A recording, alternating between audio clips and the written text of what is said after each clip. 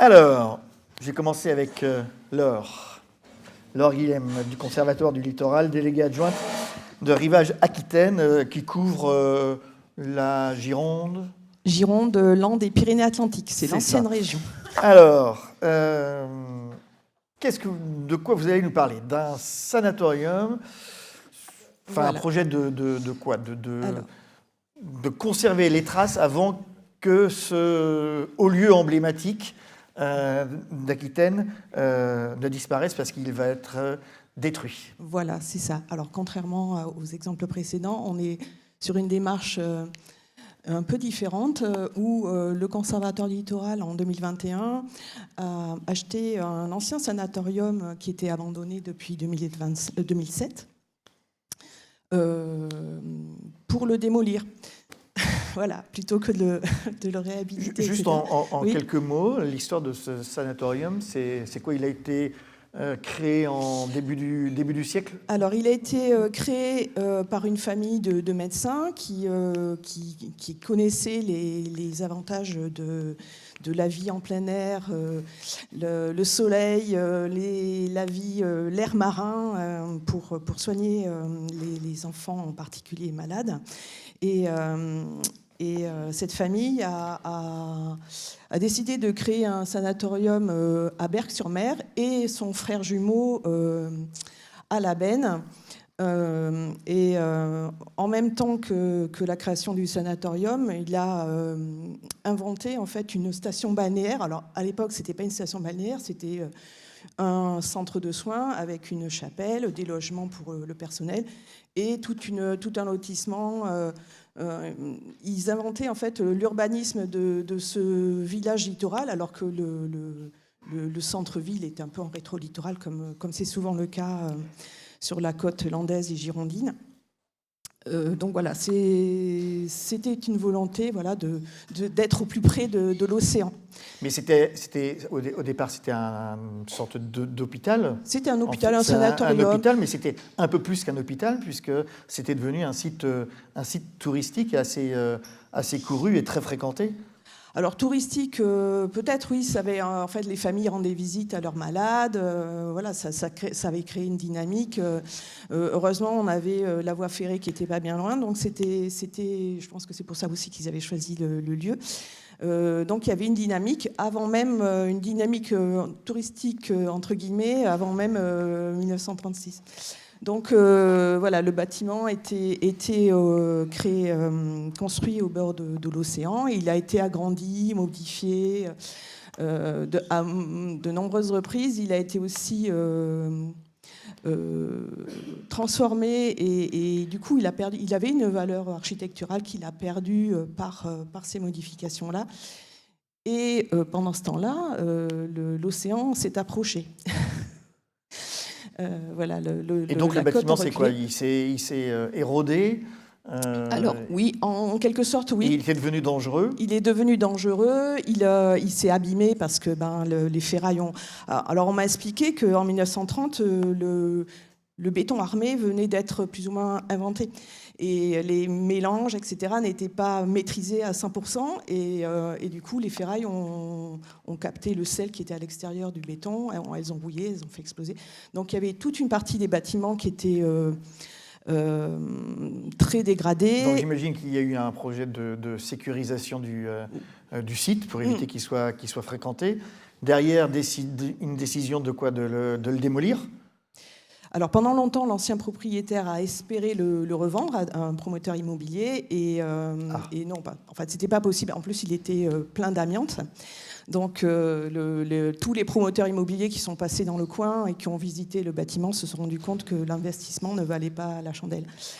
Voilà, donc il était fermé, il était surveillé par un vigile qui en prenait soin dans l'objectif d'une réutilisation. Et puis on a fini par préempter. Il y avait une zone de promotion urbaine à cet endroit-là, donc on a réussi à préempter le bâtiment, le site, pour démolir. Voilà, c'était l'objectif, c'est ce qu'on a présenté à notre conseil de rivage, à notre conseil d'administration. L'idée, c'était vraiment, on achète, mais à condition de le démolir, parce que ça, on ne peut pas en faire quoi que ce soit. C'est vraiment trop dégradé, Mais trop abîmé. j'imagine que vous n'avez pas pris la décision de le démolir sans avoir derrière un autre projet pour réhabiliter le site.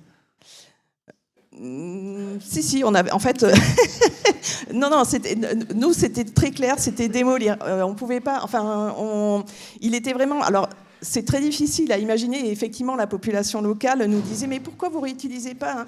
Mais non, quand on rentrait à l'intérieur, on se rendait compte que ça n'était absolument pas utilisable. Soit c'était trop grand.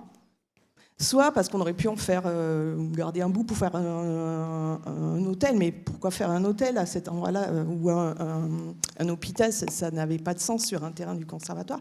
Donc, l'objectif, voilà, c'était démolir, c'était non négociable. Donc, à partir de ce moment-là, on a commencé à faire des recherches plutôt d'archives, d'informations. L'idée, initialement, c'était plutôt technique. On avait besoin de plans, de plans successifs pour savoir comment ça avait été modifié pour ensuite faire les études pour la démolition. Parce que démolir, c'est pas... ça, c'est pas comme ça. Ça se fait pas comme ça. Il faut quand même... il y a toute une conception de démolition. Et en parallèle, on a eu des premiers témoignages assez troublants,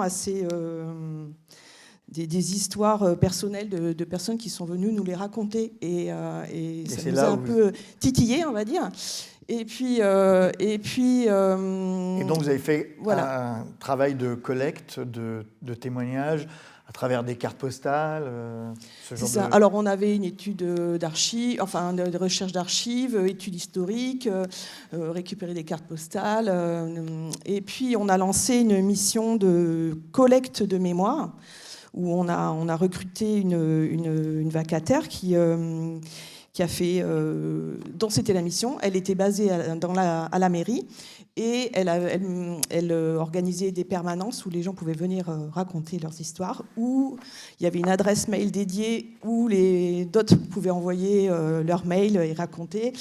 Et on a ainsi identifié 62 témoins, bon c'est pas énorme, hein, mais 62 témoins et capté 38 témoignages vidéo de ces personnes qui avaient été soit malades, soit soignants, soit des descendants de malades aussi, ou bien des élus locaux qui avaient participé à la vie de ce site-là. Et toute cette matière, vous allez en faire quoi aujourd'hui ? Alors, c'est la question. L'idée, c'est de capitaliser. Donc, on est sur un bâtiment qui est resté 100 ans sur la dune, donc c'est pas très long. Et l'idée, c'était de capter ces informations qui allaient se perdre du fait de la succession des générations. Pour en faire, alors l'idée, c'est quand même d'avoir une base historique, d'avoir une base pour de la pédagogie.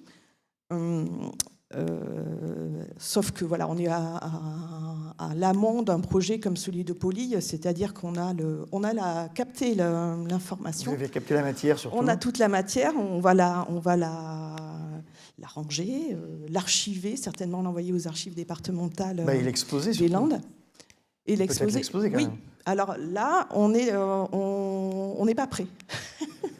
Très bien. On n'est pas prêt parce que, on en a parlé, il y a la mission du gestionnaire. Il faut que le gestionnaire, qui est finalement assez jeune, entre guillemets, puisqu'il n'est gestionnaire que depuis 2021, il n'a pas encore, je pense, pris la mesure de ce qu'il pouvait faire, de comment il pouvait valoriser toute cette donnée. Et le travail reste à faire. On a dit que le Conservatoire du Littoral travaillait sur de temps en temps. Il est sensible à ce travail-là, à ce travail de collecte pour... Sensible ? Oui. Oui, ils sont sensibles, mais pour l'instant, ils ne se sont pas impliqués. Donc, on espère que ça va venir avec le temps. Là encore, il y a un travail de pédagogie à mener, en tout cas, aussi auprès des partenaires. Merci beaucoup. Alors, avec nous en visio, Charles-Antoine Mordelet. Alors, est-ce qu'on a Charles-Antoine Mordelet ? Oui, je vous entends. Vous nous entendez ? Est-ce que vous nous voyez ? Je vous entends très bien. Alors, vous êtes le maire d'Égine, c'est en région PACA, Provence-Alpes-Côte d'Azur. Vous avez mené, vous, un travail pour conserver la mémoire, notamment des agriculteurs qui ont vécu dans cette belle région qu'est le Verdon.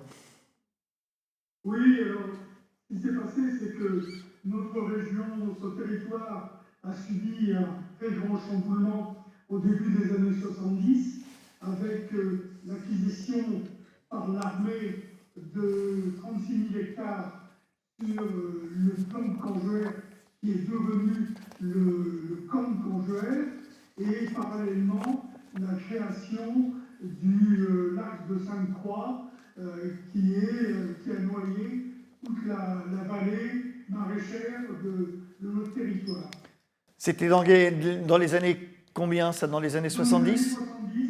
Dans les années 70, 75, et ça a été un grand chamboulement, puisque tous les éleveurs qui étaient sur le fond de Cangeouer ont été obligés de partir, et toutes les personnes, les agriculteurs étaient dans la vallée du Verdon, sur la partie juste sud des gorges du Verdon, ont dû aussi quitter le territoire pour la création du lac de Sainte-Croix.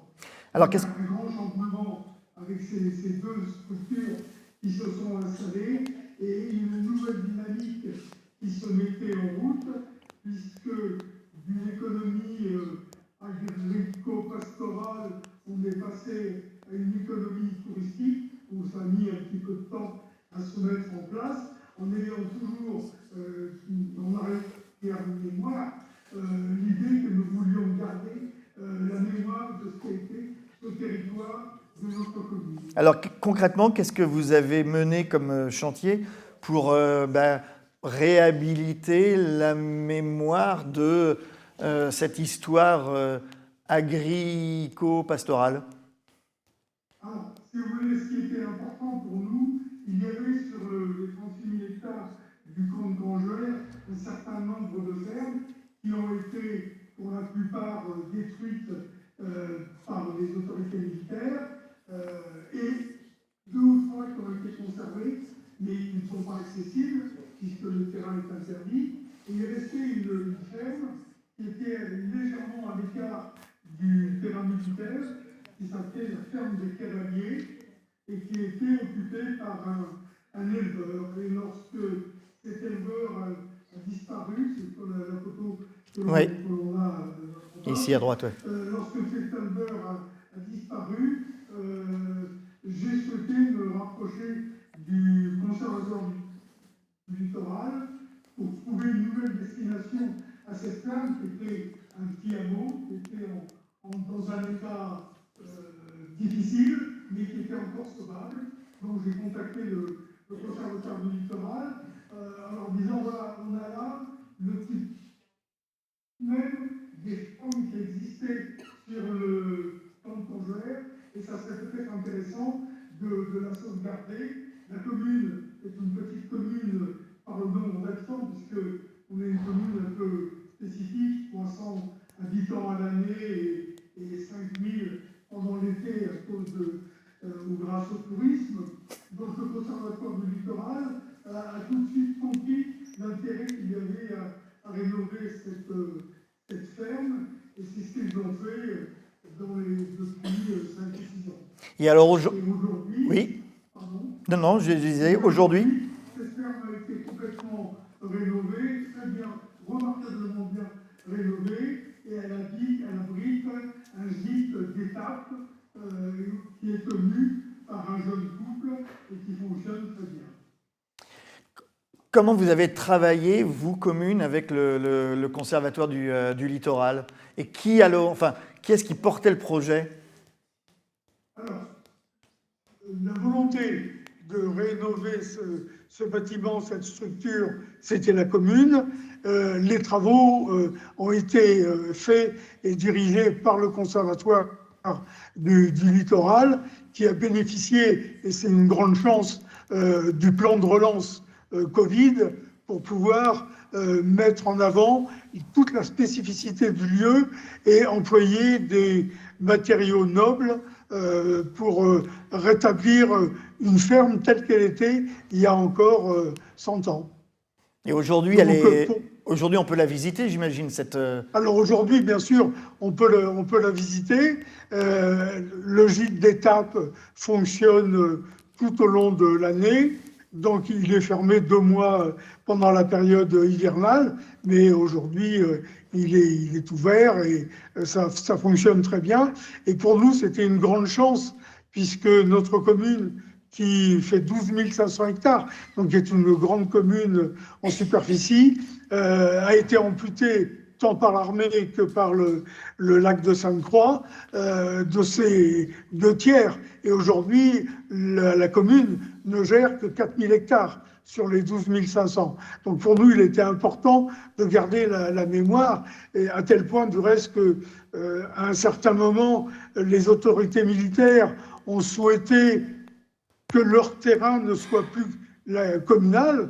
Alors il est communal parce qu'il est dans l'emprise de la commune. Bien sûr, c'est une zone privée sur laquelle on ne peut pas accéder, mais je souhaitais absolument que ça reste le territoire d'Éguines, de notre commune. Au-delà de ce projet de réhabilitation de cette ferme, vous avez mené tout un travail pour préserver la mémoire de l'histoire de votre commune.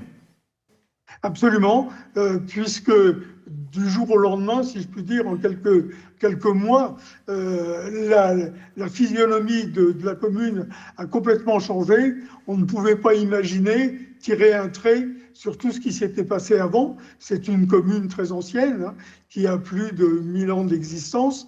Donc on avait tout un patrimoine qu'on souhaitait garder et qu'on souhaitait sauvegarder, tout en accueillant, parce qu'on n'a pas beaucoup de moyens, tout en accueillant du public, justement pour permettre de donner aux touristes qui viennent nous voir la possibilité de s'imaginer ce qu'était la commune dans le temps avant ce grand chamboulement.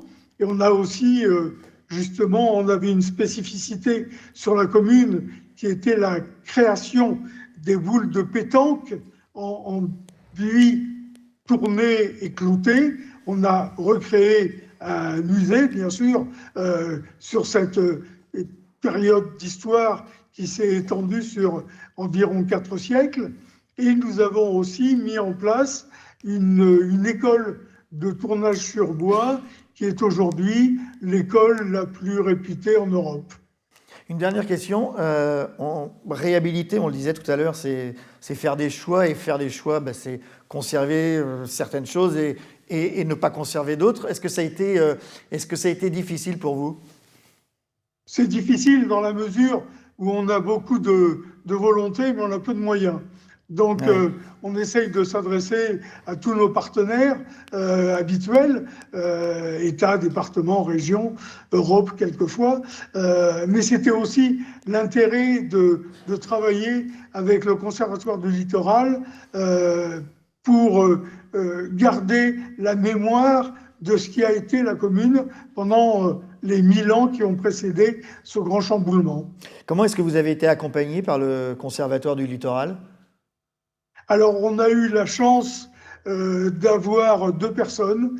D'abord, Philippe Deslandes, qui était délégué au départ et qui a tout de suite compris l'intérêt du projet et tout de suite nous a dit on va essayer de trouver des solutions pour garder ce territoire tel qu'il était avant. Je parle du territoire des Cavaliers. Et puis, une deuxième personne qui était la personne en charge de l'opération, Brady Soubran, qui a mis toute sa compétence et toute sa volonté pour aboutir à ce qu'est aujourd'hui le gîte des Cavaliers. Aujourd'hui, dernière question, vous avez d'autres projets dans vos cartons ? On a toujours des projets qui seront cette fois-ci plus près du littoral lacustre, puisqu'on souhaite aménager des territoires sur les 3 kilomètres de berges que nous avons sur le lac de Sainte-Croix. Merci beaucoup, Charles-Antoine Mordelet. Alors, raconter, mémoriser, faire revivre la mémoire traumatique, on l'a vu, c'est important, c'est sensible aussi. Et c'est ce que vous avez fait Thomas Romont, vous êtes archéologue à l'INRAP. Et alors vous avez travaillé sur la Anse Bellay, c'est en Martinique, avec la découverte d'un cimetière d'esclaves que vous avez réussi à conserver, en tout cas. Oui, d'abord qu'on a, comme vous l'avez dit, découvert, mis au jour. Donc ça, c'est véritablement l'érosion marine et la remontée du niveau de la mer qui a mis au jour des ossements humains. Mais ces ossements humains, si c'est seulement la mer qui les avait découverts, on n'aurait jamais su ce qu'il y avait à cet endroit exactement. Et on a eu l'opportunité de faire une fouille archéologique et de montrer que ces ossements humains, c'était les vestiges d'un cimetière et en travaillant sur ces vestiges d'un cimetière d'esclaves. Comment est-ce que vous avez commencé à travailler sur ce site et pourquoi ? Bien, tout simplement la remontée du niveau marin et l'érosion marine, et la découverte de ces ossements et une question, qu'est-ce que c'est ces ossements ? Et donc une commande de la direction des affaires culturelles pour comprendre, pour envoyer des archéologues sur le site pour faire ces fouilles et savoir qu'est-ce que c'est ces ossements, qui sont ces gens enterrés sur cette plage. Mais encore une fois, comment est-ce que ça a été découvert au tout début, avant le travail des archéologues qui se sont penchés effectivement sur cette fabuleuse découverte, c'est venu comment ? Tout simplement l'érosion marine qui met au jour des ossements qui partent à la mer, des gens qui passent et voient ces ossements et font remonter l'information jusqu'à la direction des affaires culturelles. Et donc, voilà. D'accord. Ça a été les premiers ossements qui vous ont fait intéresser sur ce site. Oui. Et alors après, qu'est-ce que vous avez fait ? Après, donc, les fouilles. Ça prend du temps, des fouilles archéologiques. Là, donc, on a commencé en 2013, puis une deuxième mission en 2015. Et donc, simplement des missions d'évaluation, ces deux premières missions, et une troisième mission qui a été portée sur 3 ans de la fouille de l'intégralité du cimetière, puisqu'on a pu évaluer la partie conservée du cimetière, à peu près 80 individus, et très, très, très menacés à très court terme par l'érosion marine. Et donc, le choix de fouiller l'intégralité du site. Et donc, comme on l'a vu sur les images, mettre en évidence les squelettes pour avoir récupéré l'information archéologique. Évidemment, après, retirer ces squelettes pour les étudier. Et justement, il y a eu la mobilisation de la population autour de ce site qui a réclamé qui a demandé la réanimation des ossements sur le site même. L'histoire de ces ossements, d'abord, ils datent de quand ? Ces ossements datent du XVIIIe siècle, donc la fin de l'Ancien Régime. Donc vous avez trouvé 90... C'est ça. Ce qui reste à peu près, ce qui restait du cimetière, c'est environ 80 tombes, 80 individus. On n'a pas idée de ce qui a déjà été détruit par la mer. Et normalement, la destination des ossements humains découverts, mis au jour, fouillés par les fouilles archéologiques, c'est les dépôts du ministère de la Culture. Et donc, en l'occurrence, le Centre d'études et de conservation de la Direction des affaires culturelles à Fort-de-France. Et c'est là-dessus que s'est mobilisé un groupe citoyen qui s'appelle le CAB, le comité Anse Bellay, pour réclamer que ces ossements ne finissent pas dans les dépôts du ministère de la Culture, mais reviennent sur le site même. C'est-à-dire que ces ossements sont à la fois porteurs d'une information scientifique, qui nous intéresse, nous, scientifiques archéologues, mais aussi d'une information mémorielle. Et c'est cette information mémorielle qui a été remise en jeu pour cette réanimation et la création véritablement sur le site d'un mémorial à la mémoire des gens qui ont été enterrés sur cette plage. Alors, qui a porté ce projet de création de mémorial ? Donc, à l'origine, c'est le comité Anse Bellay, le CAB, dont on voit une partie des membres ici. Mais évidemment, c'est tout un collectif et de nombreux acteurs. Donc, d'un côté, les archéologues, le ministère de la Culture, mais également ce que j'ai omis de dire depuis le départ, c'est que ce terrain est propriété du conservateur du littoral, donc également le conservateur du littoral, la commune des Anses d'Arlet et la préfecture de la Martinique qui a mis en commun toutes ces personnes. Ce qu'on comprend, c'est qu'il y a une mobilisation générale pour effectivement que les ossements ne terminent pas dans des caisses, je ne sais où, mais qu'il y ait une trace mémorielle de cette époque voulue par ces citoyens. C'est ça, et à la fois sans vouloir non plus oblitérer la partie scientifique. C'est vraiment le but de ces gens-là, c'était pas d'empêcher les scientifiques de faire leur travail, bien au contraire. Que ce travail soit fait, mais qu'il y ait une restitution en quelque sorte de ces ossements dans un bâtiment, enfin un mausolée qui a été créé, qu'on voit ici, qui a été créé sur le site même du cimetière. Sur le site même du cimetière. Donc, j'imagine que, vous me disiez avant, les gens venaient pique-niquer, ne savaient pas évidemment sur quoi ils pique-niquaient. Aujourd'hui, c'est totalement, j'allais dire, contrôlé. Les gens ne viennent plus comme ça sur le site. Il y a j'imagine, tout un travail pédagogique qui a dû être mené. Oui, bien sûr, mais c'est surtout ça le travail qui reste à faire. On disait 2019, la fin des fouilles archéologiques. 2024, où on a récupéré suffisamment d'informations sur les ossements 2023 pour pouvoir les réinhumer, donc le 22 mars 2023.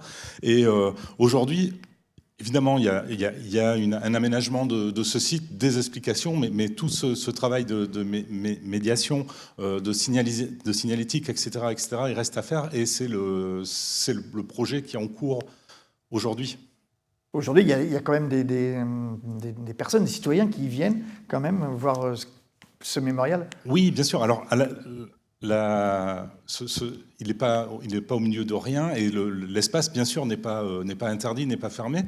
Et il y a des gens qui viennent pour se rendre sur le lieu et visiter le site par rapport à ce cimetière et au mémorial qui contient les restes de ces esclaves, mais aussi des gens qui se promènent sur le sentier littoral, qui passent par là, et effectivement qui ont besoin d'informations et de savoir qu'est-ce qu'il y a à cet endroit. J'imagine que vous, en tant qu'archéologue, vous avez été sensible à la mobilisation citoyenne. Oui, c'est quelque chose de...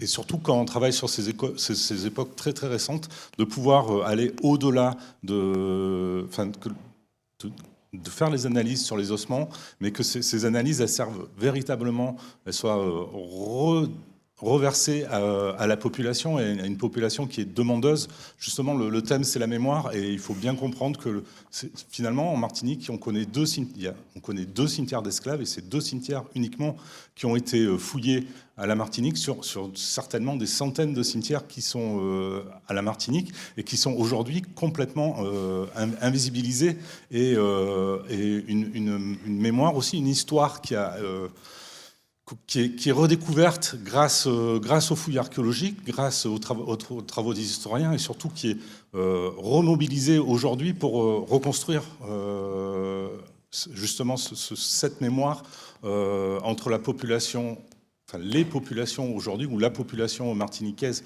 aujourd'hui.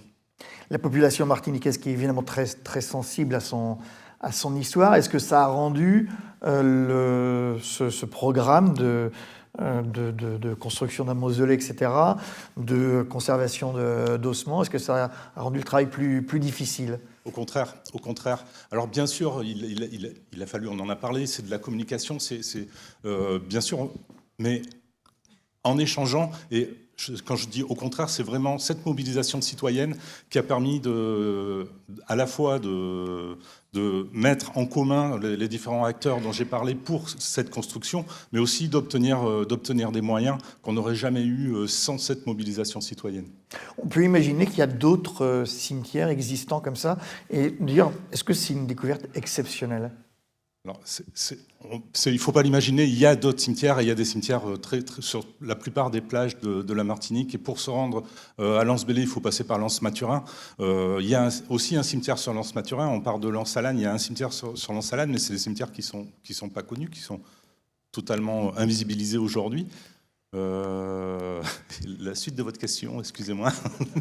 Non, mais je disais, est-ce qu'il y a d'autres cimetières et vous y avez répondu. Ouais, et donc finalement, peu qui sont mis en valeur. Et celui-ci, c'est finalement, j'ai dit qu'il y a eu 2 cimetières fouillés à la Martinique. Un premier dans les années 90, c'était certainement un petit peu trop tôt dans la construction de la mémoire martiniquaise.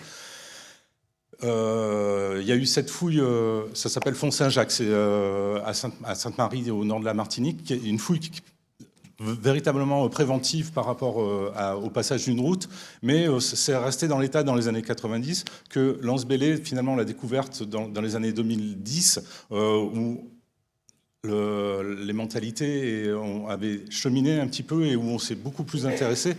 Et donc on a fouillé le cimetière et ça a été bien plus loin puisqu'il y a eu la déposition des ossements dans ce mausolée et le besoin et l'envie de créer un vrai mémorial sur le site et de donner que ce soit un lieu de mémoire.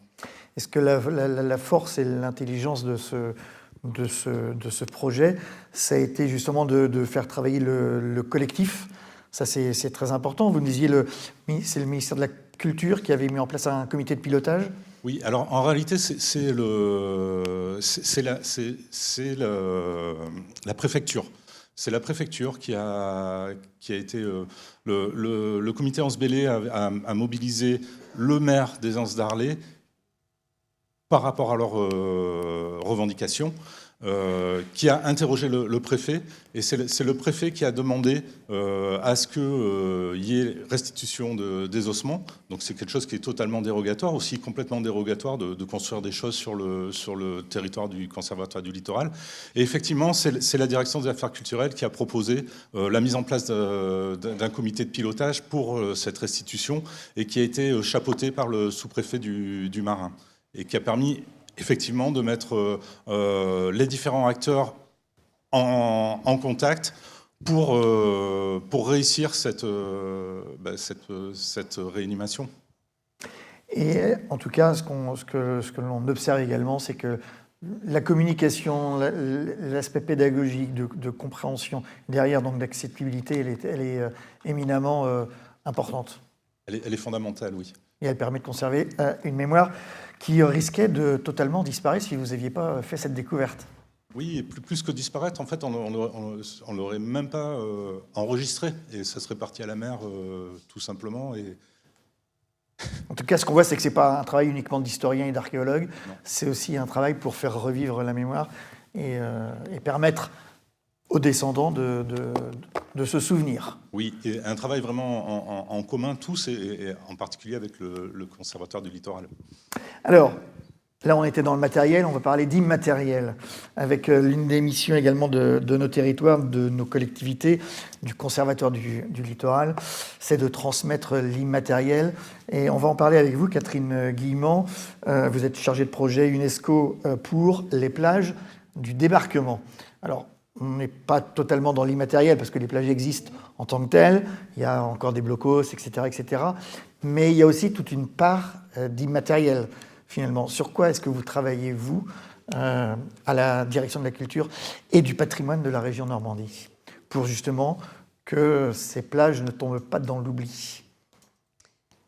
Oui, donc de fait, moi je suis chef de projet d'une démarche qui est portée par la région Normandie, mais qui est une démarche très partenariale, qui associe de très nombreux partenaires, dont le Conservatoire du Littoral, avec lequel on travaille depuis le début, parmi d'autres collectivités, associations, services de l'État, bien sûr. C'est une démarche qui est complexe, une demande d'inscription sur la liste du patrimoine mondial. C'est une démarche qui est très longue, qu'on espère voir aboutir positivement. Quand vous dites très longue, c'est sur plusieurs années? Oui, moi j'ai travaillé depuis 18 ans. Voilà. Quand je dis ça, tout le monde ouvre des grands yeux. Mais, depuis 18 ans, vous travaillez? Oui, tout à fait, sur ce projet.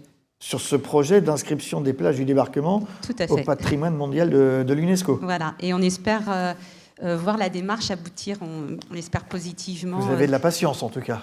Ah oui, j'ai de l'endurance surtout. En tout cas, la patience, je ne suis pas très certaine d'être très bonne en patience, mais j'ai développé de l'endurance. Et donc, oui, on est en cours d'évaluation, donc on espère que les plages du débarquement seront inscrites fin juillet. Voilà. Ne me demandez pas quelles sont les chances, parce que je ne parie plus rien, même pas une tablette de chocolat. Alors, vous parliez d'immatériel. En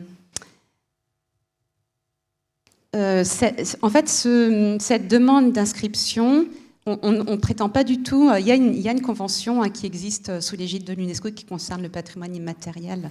Là, on est bien dans la Convention du patrimoine mondial de 1972. Donc l'entrée, elle est très matérielle et tangible.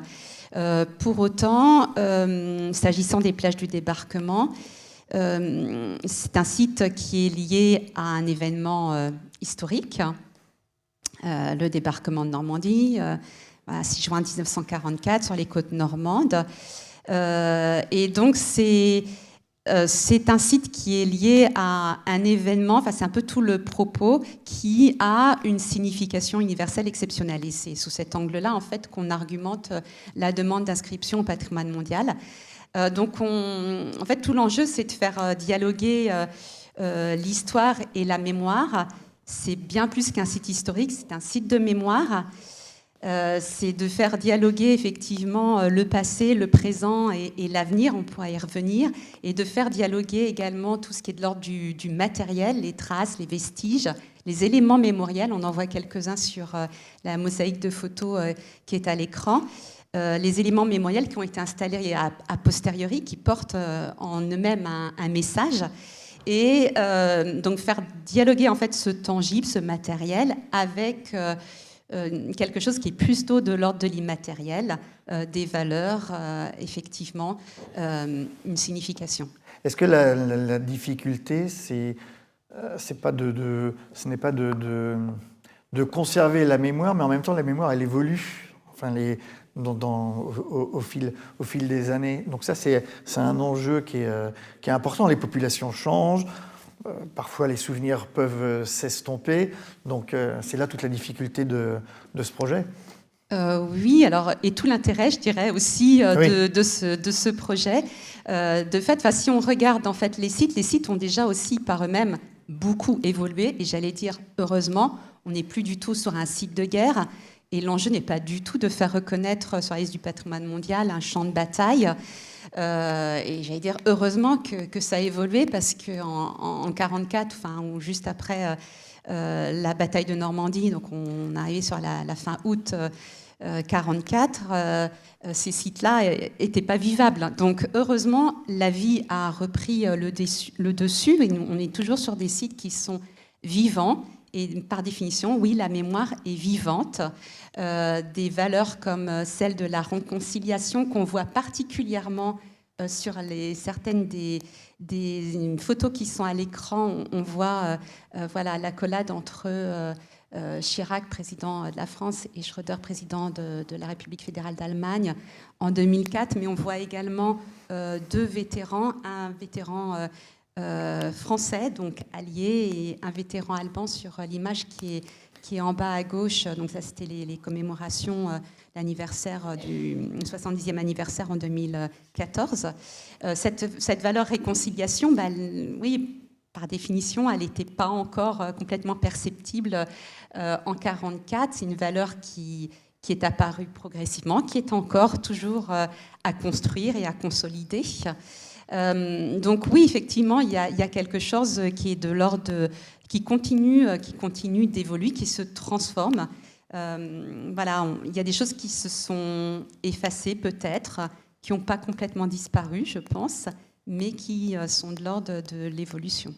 Quand vous dites on ne veut pas montrer que c'est un champ de bataille, en même temps, c'était un champ de bataille. Donc c'est là aussi toute la difficulté. Il faut pas non plus. L'enjeu, c'est pas non plus de totalement dénaturer le site pour en faire ce qu'il n'était pas.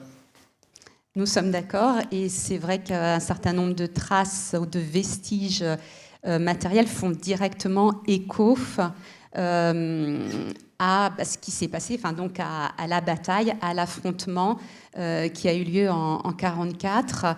Je pense particulièrement, ce dialogue là aussi entre des vestiges défensifs, donc du système défensif installé par les Allemands, dit mur de l'Atlantique, et puis quelques traces qui sont plus ténues, mais malgré tout là on en distingue un petit peu à l'horizon, quelques traces aussi plutôt laissées par l'offensive alliée. Et on voit là les quelques caissons Phénix d'un des ports artificiels installés par les Alliés en 1944. Donc effectivement, on ne peut pas renier non plus de fait l'événement historique qui est une bataille, mais ce qu'on essaye aussi de mettre fortement en avant dans la demande d'inscription au patrimoine mondial. Et j'espère que c'est quelque chose qui sera entendu et reconnu. C'est aussi toute la dimension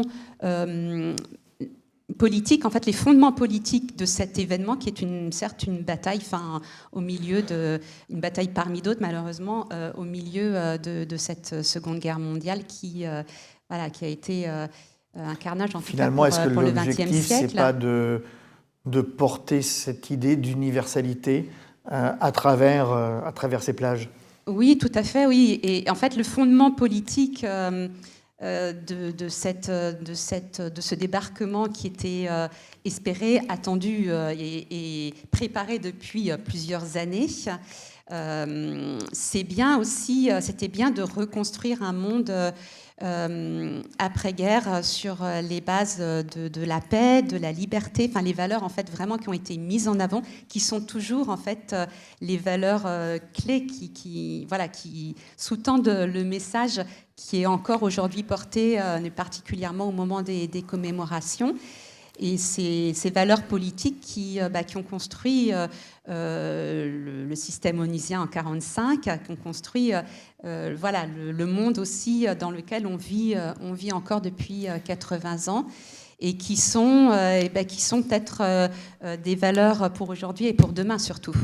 Qu'est-ce que pourrait apporter cette inscription à l'UNESCO, sachant que les plages du débarquement sont mondialement connues?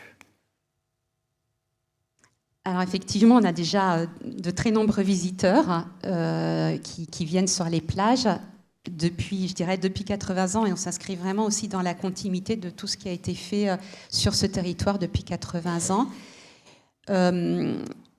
Une inscription au patrimoine mondial de l'UNESCO, c'est une reconnaissance, mais c'est aussi un engagement. Et je pense que c'est vraiment en ce sens que la démarche est portée collectivement depuis, comme je le disais, bientôt 20 ans en Normandie. C'est un engagement à continuer de préserver, mais pas préserver pour préserver, en fait, parce que ces territoires sont déjà assez préservés. Et là, encore une fois, on a parlé de sites classés, on a beaucoup de sites classés, on a des protections aussi au titre des monuments historiques. On a déjà beaucoup de moyens en fait, de préservation, même si c'est loin d'être parfait. Mais préserver pour préserver, ça ne fait pas tellement sens. En fait, je pense que l'idée qui sous-tend tout ça, c'est de partager encore davantage, de continuer de transmettre, et en s'appuyant sur la mémoire, j'allais dire sur même les mémoires, parce qu'il y a une pluralité de mémoires, c'est vraiment tout ce qui se fait dans le domaine patrimonial en termes d'interprétation. Donc construire des outils d'interprétation, on l'a évoqué à plusieurs reprises dans les interventions depuis ce matin, construire de la médiation, continuer de transmettre, de construire de la médiation, parce qu'on ne part pas de zéro, il s'en fait déjà, et heureusement, mais construire de la médiation à partir de toute la connaissance aussi qu'on a de l'événement historique, de la façon dont la mémoire s'est construite. et construire à partir d'outils. Alors, on a des outils maintenant aussi technologiques qui nous permettent aussi parfois de rendre visible ce qui n'est plus visible. Ça, c'est très important aussi. Mais construire aussi de la médiation humaine. Et je pense que, on l'a commencé de l'esquisser là depuis ce matin. Et pour moi, c'est vraiment un des enjeux premiers. Et j'imagine que transmettre aujourd'hui auprès des scolaires, des nouvelles générations, évolue. Et donc, justement, tous les aspects techno, etc., sont majeurs, en tout cas. Oui, complètement. Mais, encore une fois, je pense que la médiation humaine, on ne peut pas complètement la remplacer non plus. Enfin, pour me rendre régulièrement, bien sûr, sur les plages, accompagner aussi des groupes.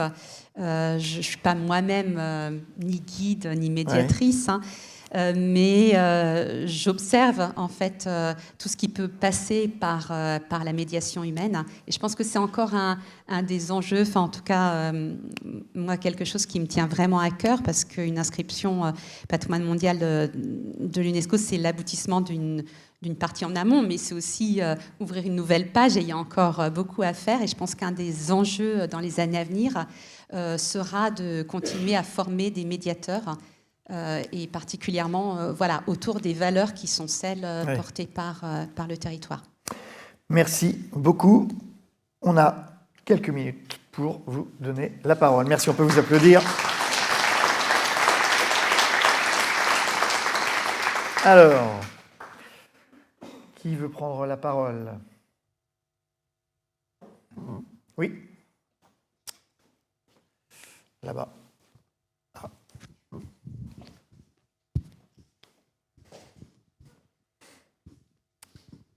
Bonjour, merci pour ces interventions. Frédéric Alvanus, je travaille actuellement sur le plan de gestion du domaine d'Abadia.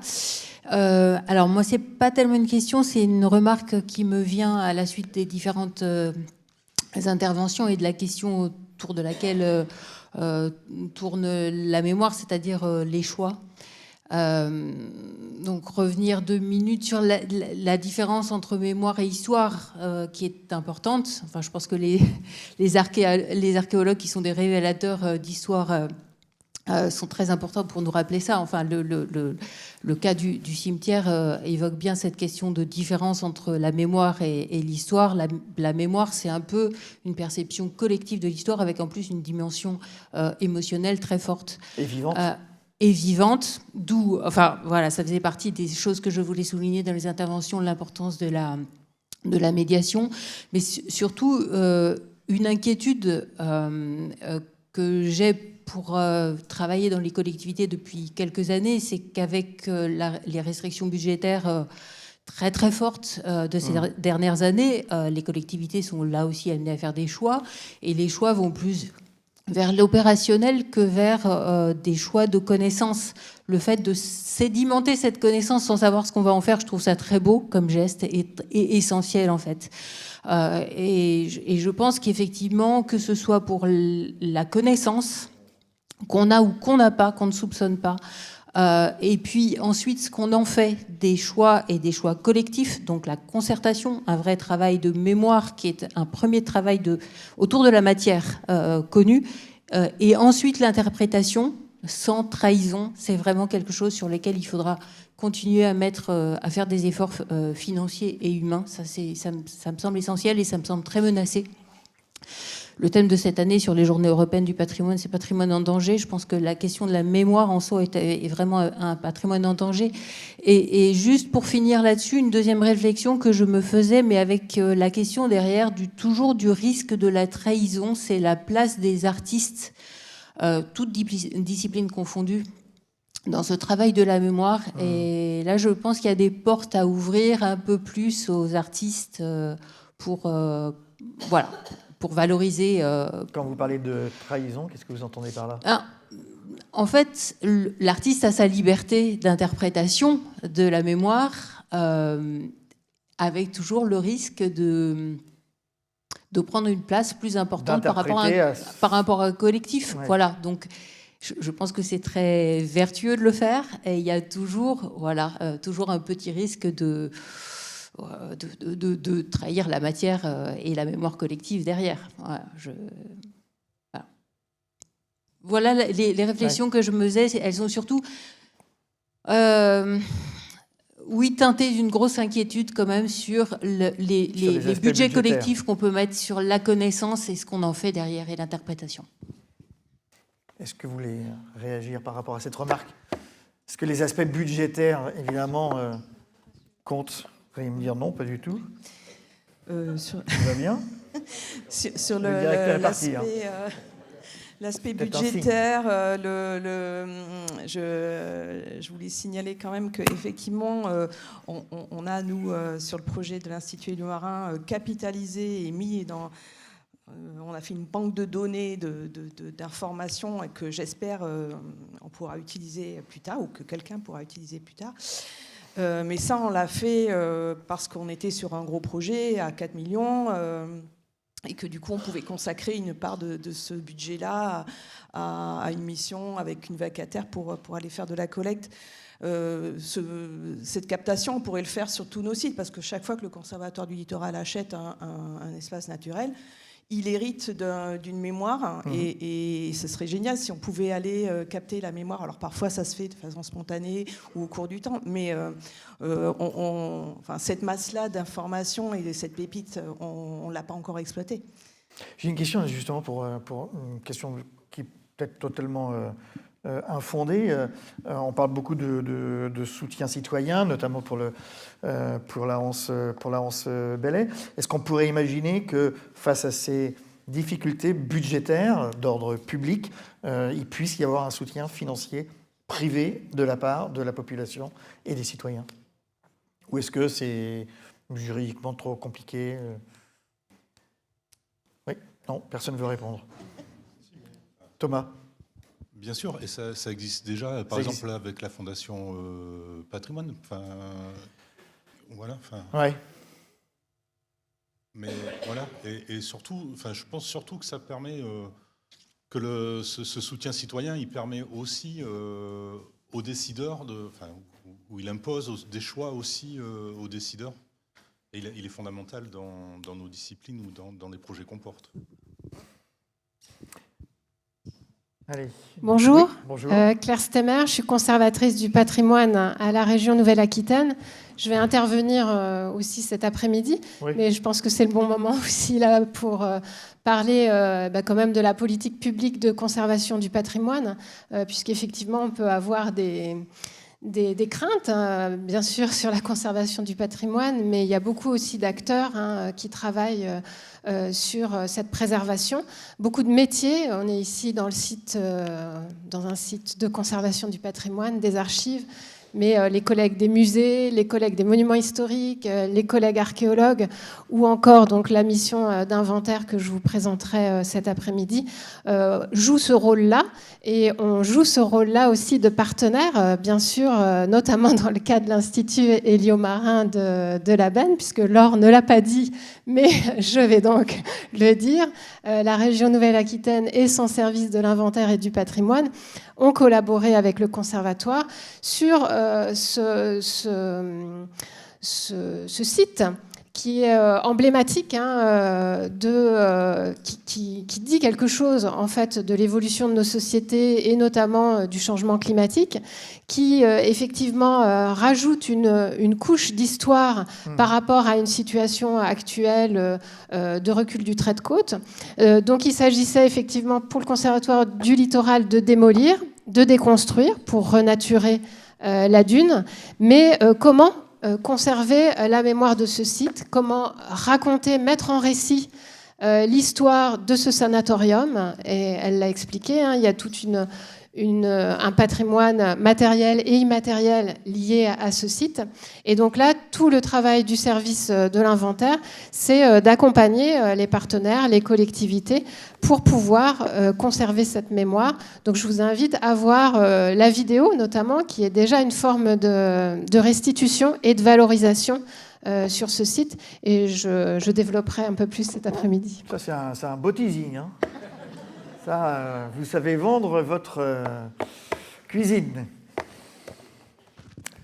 Eh bien, merci. Oui. Juste si je Vous peux me vouliez permettre réagir pour revenir sur les projets artistiques et je pense aussi que la mémoire elle est volatile et en fait ces projets ils sont fondamentaux aussi dans le sens où ils permettent d'être un support de cette mémoire et de la conserver et bien sûr les sources qu'on enregistre et qu'on garde elles sont fondamentales mais aussi les œuvres qui peuvent accompagner ces projets c'est important. Merci beaucoup. Merci à tous les trois. On peut vous applaudir.